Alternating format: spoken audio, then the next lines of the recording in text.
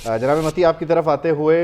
इब्तदाई तौर पर ये आखिरी हफ्ता है और एक नया अदालती साल है, लेकिन मजमूई तौर पर ये 1 साल 6 महीने 25 दिन जाते चीफ के रहे कैसे और उनका टेक अवे क्या है, वो क्या लेकर जा रहे हैं अपने साथ? 62-63 की तशरीह, इलेक्शन की तारीख, प्रैक्टिस एंड प्रोसीजर, इसके अलावा क्या कुछ है उनके पास? देखिए, चीफ जस्टिस उमर अता बंदयाल ने अपने दौर में जो फैसले दिए और जिस तरीके से बेंचों की तश्कील की और जैसे 184(3) के मुकदमात को टेकअप किया, उन तमाम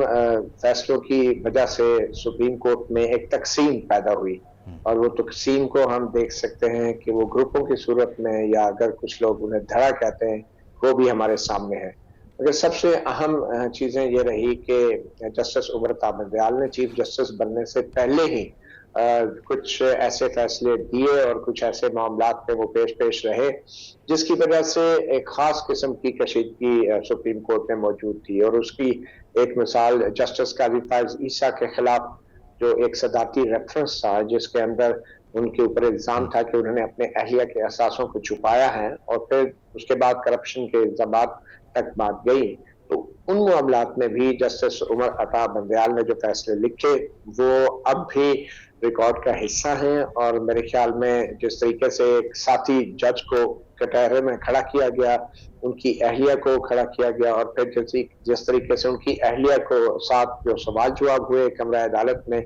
और फिर बाद में एक तवील कानूनी जंग के बाद जस्टिस फायज ईसा को खुद जो नजरसानी के मरहले पे जो सामने आना पड़ा और फिर वो मुकदमा उन्होंने जीता भी। तो जस्टिस उमर अता बंदयाल और उनके साथी कुछ हमख्याल जजेस जो है वो बहुत पहले से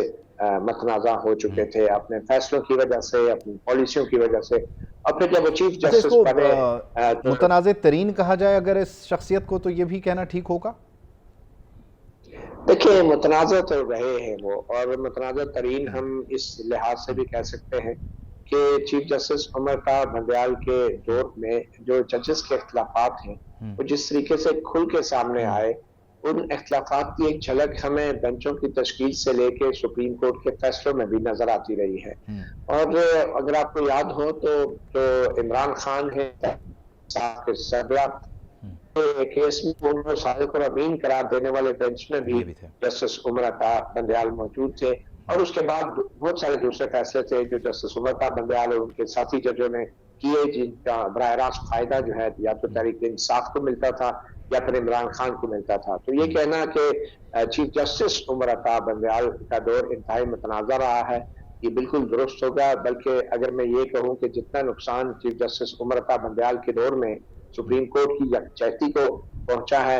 या उनके जजों के अंदर इत्तेफाक को पहुंचा है, इतना नुकसान शायद पहले कभी नहीं पहुंचा होगा। बावजूद इसके कि चीफ जस्टिस सज्जाद अली शाह के दौर में 1997 में तो 2 सुप्रीम कोर्ट भी बन गई थी, मगर मामला अब ये हुआ है कि यहाँ 2 सुप्रीम कोर्ट तो नहीं बनी, मगर अगली सुप्रीम कोर्ट में यकीनी तौर पर बहुत सारे इख्तिलाफात देखने में आए हैं। देखिए, जो कुछ भी 2014 से ऑनवर्ड पाकिस्तान में हुआ है, और जिस तरह के 2014 में जो धरना हुआ, फिर उसके बाद पनामा केस आया, और पनामा केस में जो उस वक्त के चीफ जस्टिस आसिफ सईद खान खोसा और पनामा के दूसरे जजों ने फैसले दिए, वो तमाम एक सियासी तनाज़ात का शिकार हुआ। और आज भी पनामा केस के फैसले को एक ड्रामा तस्वर किया जाता है, और जिस तरीके से पनामा के नाम पे अकामा को सामने निकाला गया और फिर उस पर नाअहली की गई, और वो भी ताहयात नाअहली की गई। तो ये जो कुछ भी आज हम देखने को मिल रहा है, या चीफ जस्टिस उमर अता बंदयाल पे हम तनकीद कर रहे हैं, बुनियादी तौर पर ये तसलसल है उन जजों के उन फैसलों का जो पनामा केस में किए गए और जिसकी बुनियाद एक साजिश। तो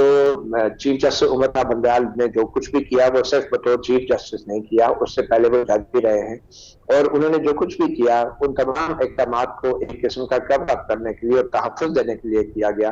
जो इक़दामात और फैसले सुप्रीम कोर्ट ऑफ पाकिस्तान के कुछ मौजूद जजेस हजरात जो है माजी में 2014 से ऑनवर्ड करते रहे हैं। तो चीफ जस्टिस उमर अता बंदयाल के फैसले कोई अलग से नहीं देखे जा सकते, ये तसलसल है 2014 के बाद से इस मुल्क के साथ, इस मुल्क के खिलाफ होने वाली चलें इसको हम इस हफ्ते के एंड पे भी देखेंगे कि मामलात को किस तरह से याद किया जाता है और चीफ जस्टिस के रुखसत पे फिर किस तरह से बातें कही जाती हैं। बहुत शुक्रिया मतीउल्लाह जान साहब।